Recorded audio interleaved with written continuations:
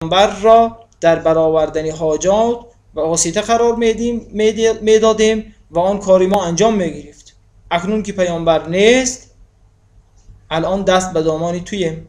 دعا کن خدایت را تا باران رحمت بفرستد. خب این یک امر جایز بود. آنجا هم که مؤمنان عموی پیامبر را واسطه قرار دادند، به این معنا نبود که حالا کمک کننده واقعی و حقیقی و مستقل عموی پیامبر باشد. نه، کمک کننده واقعی خداست، بلکه عموی پیامبر فقط به عنوان واسطه قرار داده شدند، نه چیزی دیگر.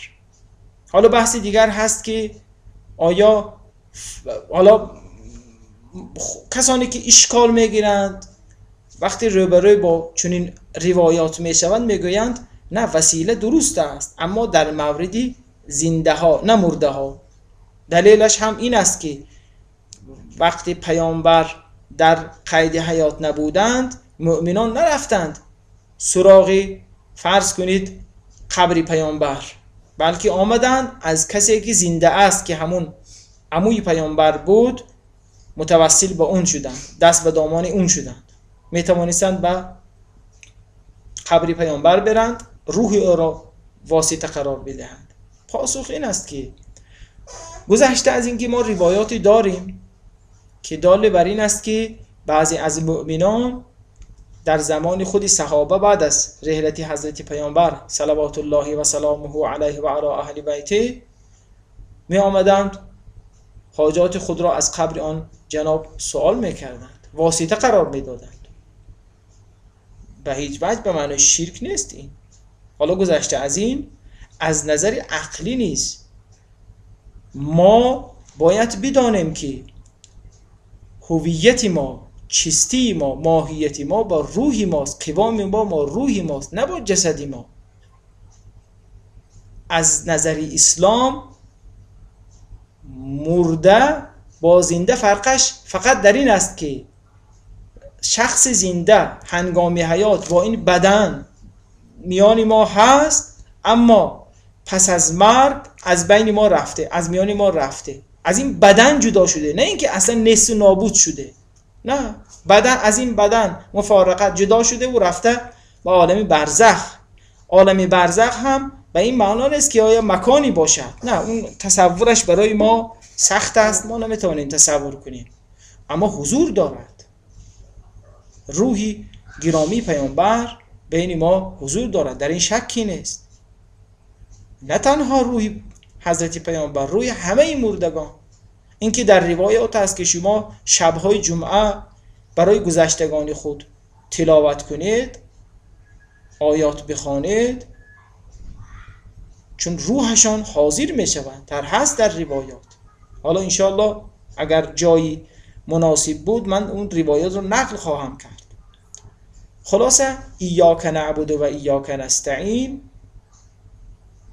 به این معناست که خداوند، ما تنها خدا را عبادت میکنیم و تنها از خدا کمک میخواهیم در هر جا، و آنجا هم که کسی را وسیله قرار میدهیم آنجا هم نباید با این اعتقاد او را وسیله قرار بدهیم که او در عرض خدا، در مثل خدا علیاذ بالله توانایی قادری برآوردن حاجات است. نه، او هم نیاز به خدا دارد، در این شک نیست. حالا در جای خودش در بحثی مناسب انشاءالله اون روایت را نقل خواهم کرد. و این هم در مورد ایاک نعبد و ایاک نستعین. آیت بعدی اهدنا الصراط المستقیم است. اهدنا یعنی فعل است و این معناست که ما را هدایت کن. اهدنا یعنی ما را هدایت کن، هدایت کن ما را به سوی صراط مستقیم، راهی راست، راهی که ما را به سوی تو میبرد ای خداوند. چون در این حیات، در زندگی، راه ها مختلفند. بعضی ها راه کج می روند، بعضی ها به راه می روند که فکر میکنند درست است، راست است، اما کج است. مستقیم نیست، آنها را به جهنم میبرد. تنها راهی که ما را در روز قیامت روی ما را سفید خواهد کرد و وارد بهشت خواهد کرد، این عرضم به حضورتان صراط مستقیمه. صراط مستقیم همین راهی که خدا نشان داده است و این راه همان راهی است که پیامبران در طول تاریخ به آن مردمان را دعوت کردند. شاید شریعت های پیامبران با هم مختلف است، اما راه همان راهه، اصول همان اصوله، فروعات تنها با هم مختلفند، متفاوتند.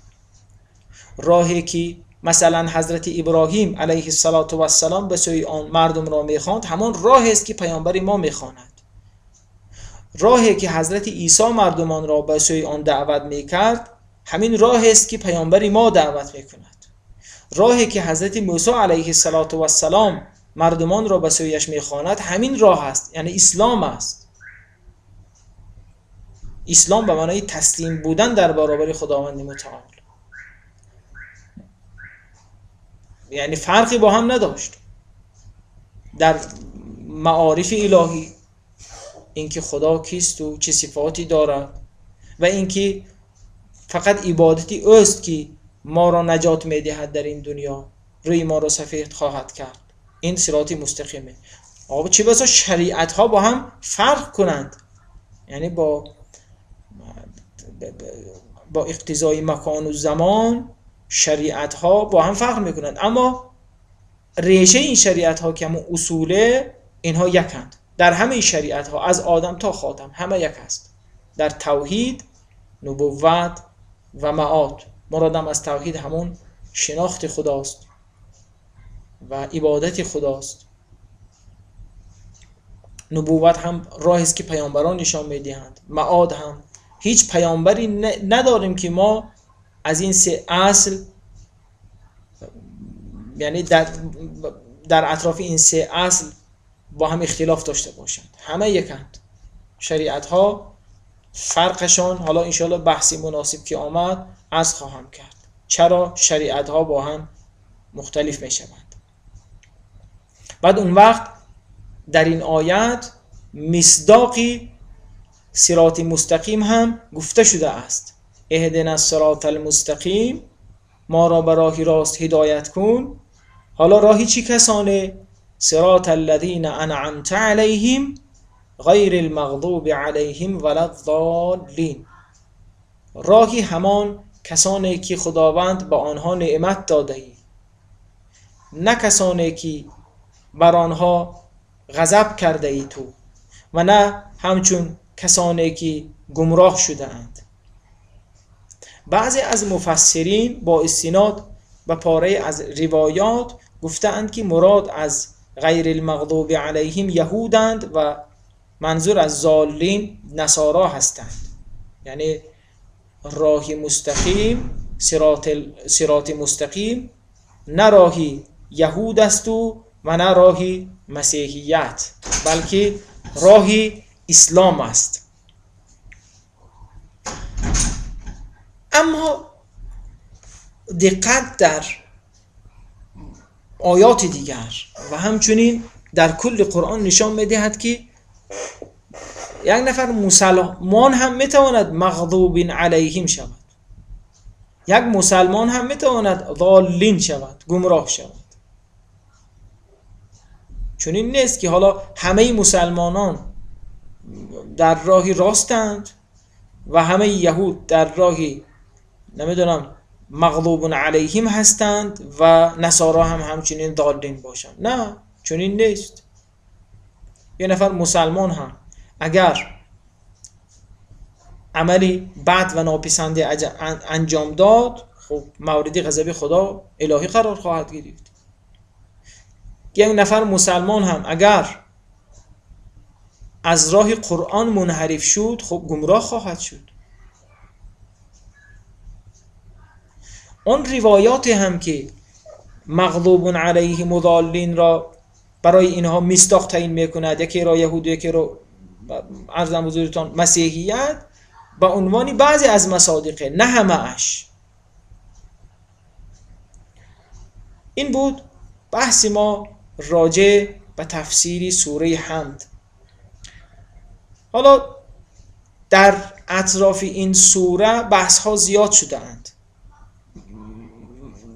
من تصمیم ندارم همه بحث هایی که مفسران در اطراف این سوره مطرح کردن اینجا عرض کنم، فقط به کلیات و آنچه که مهم بود عرض شد. انشاءالله جلسه بعدی تفسیر سوره بقره را شروع خواهیم کرد. و صلی الله تعالی علی خیر خلقه محمد و اهل بیته الطاهرین و صحبه المنتجبین.